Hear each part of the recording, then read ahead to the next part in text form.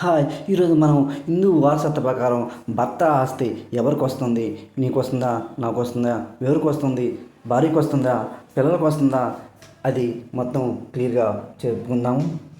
1956 section 14 ప్రకారం భారత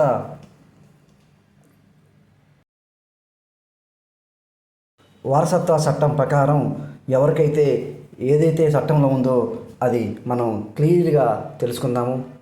1956 section 14 ప్రకారం ఈ వారసత్వ చట్టం ఒక్కసారి భర్త ఆస్తి అతని తదనంతరం భార్యకి వర్తిస్తుంది.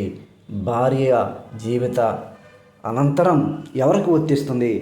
ఎవరైతే భర్త రక్త సంబంధికులు ఎవరైతే ఉంటారో వాళ్ళకి మాత్రమే ఈ ఆస్తి అనేది వర్తిస్తుంది.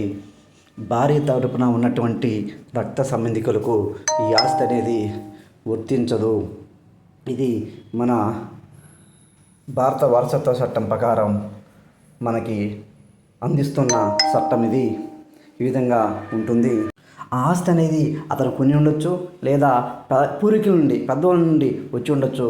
కానీ ఇది ఈ ఈ చట్టం ప్రకారం ఎవరికైతే వర్తిస్తుందంటే భర్త తర్వాత భార్యకి, భార్య తర్వాత వాళ్ళ పిల్లలు ఉంటే పిల్లలకి, పిల్లలు ఎవరు లేనప్పుడు వాళ్ళకి, ఎవరికైతే భర్త రక్త సంబంధికులు ఎవరైతే ఉంటారో వాళ్ళకి మాత్రమే వర్తిస్తుంది.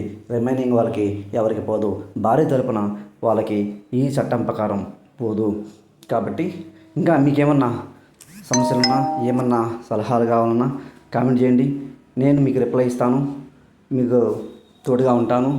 నా పేరు అంజిరెడ్డి.